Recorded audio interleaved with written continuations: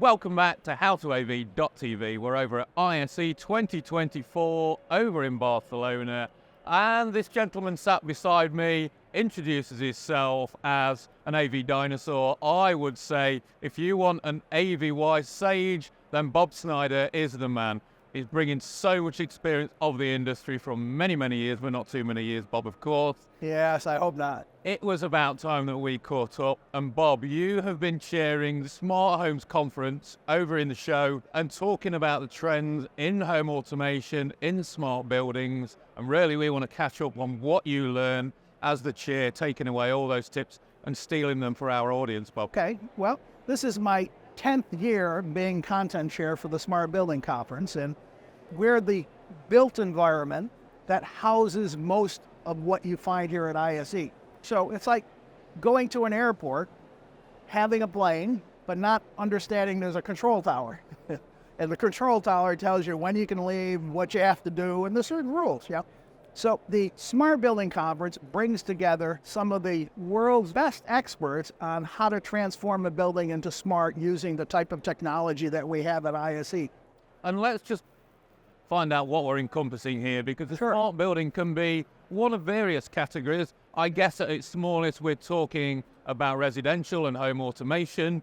Then if we look at larger scale, like you say, an airport, for instance, as a smart building. But now, of course, we've got that phrase more and more, smart cities as well. Yes. And all of the technologies involved in that.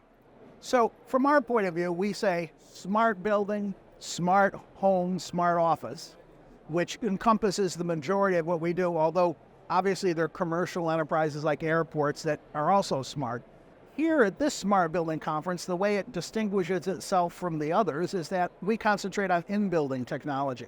We don't talk about the out of building, the parking lots, exterior of the building, and this helps us to keep focused within the ISE context.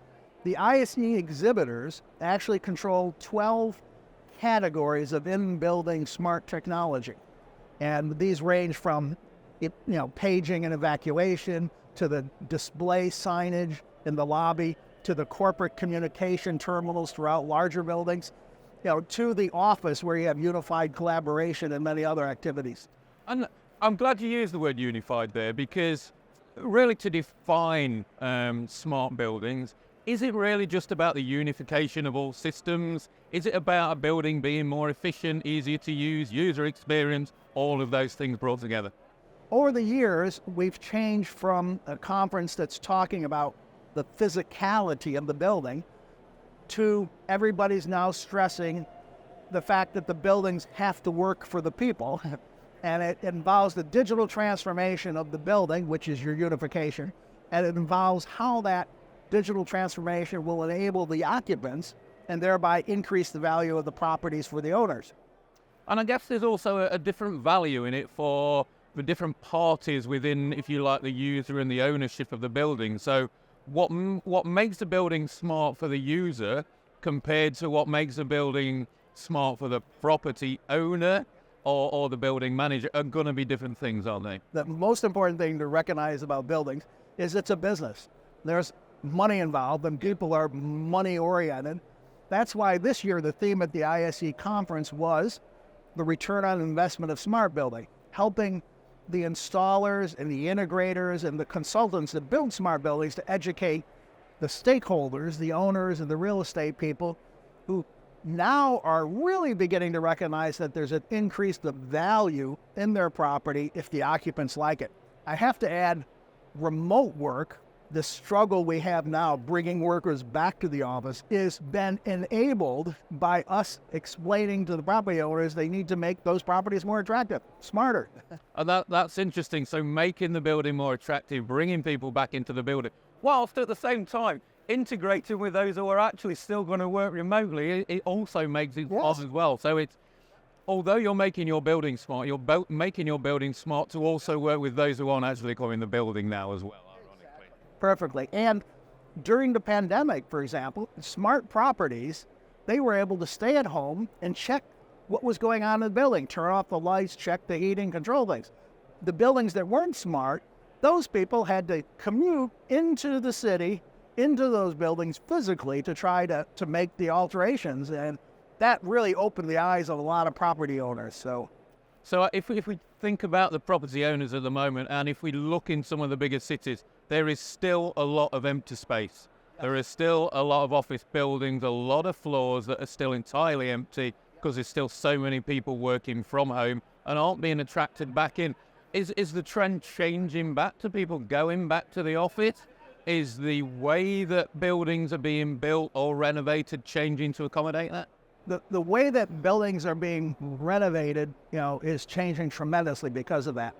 And a lot of that empty space is being repurposed, in order to attract the people back in or to resell it to other people who have it for a different use. So you can't take back all the remote working, And what you have to do from our side as the Smart Building Conference is you have to give the building qualities that you can't find in your remote work. And that involves not only technology, it involves an understanding of what people want, and how their productivity can be increased. Because again, it's still a business. We have to financially prove the productivity increases in order to get the people to invest the money to make everything happen. So the people that you've been talking to at the conference this year, who are the smart building architects? So what we have first are some very high-level people that ISE loves to have wandering around the show.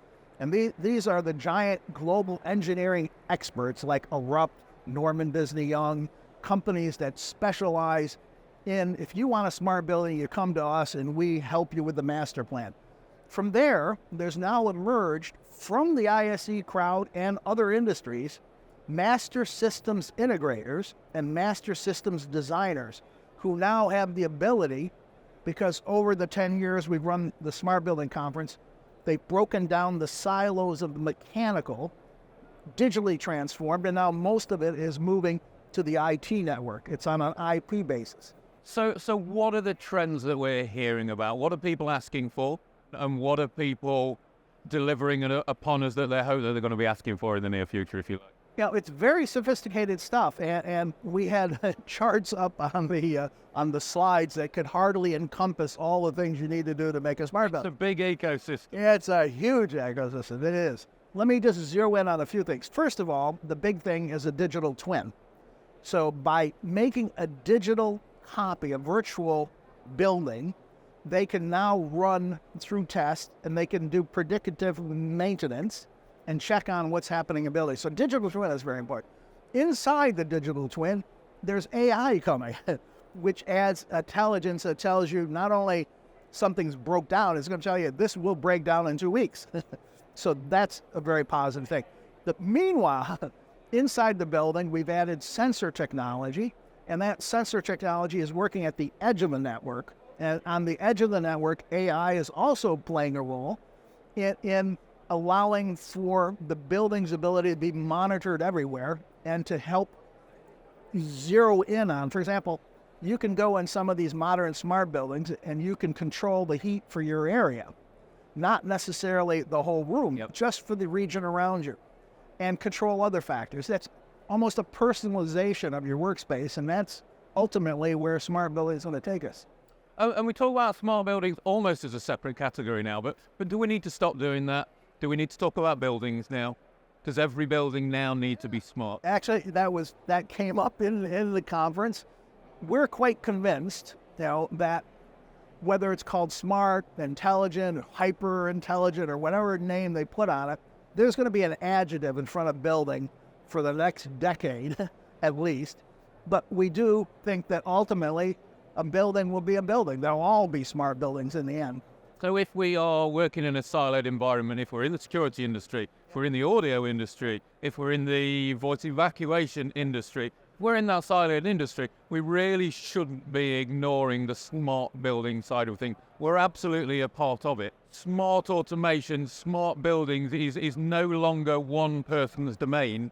It's everyone's domain now. No, that's kind of what my ultimate message, if I could say that, is we work in the built environment. And that built environment is mainly buildings, not for the trade show, for the live event people, but most of it's inside of the building. And we have to know that we are integrating with other areas of the building, and we have to learn as much as possible about that built environment. That makes sense.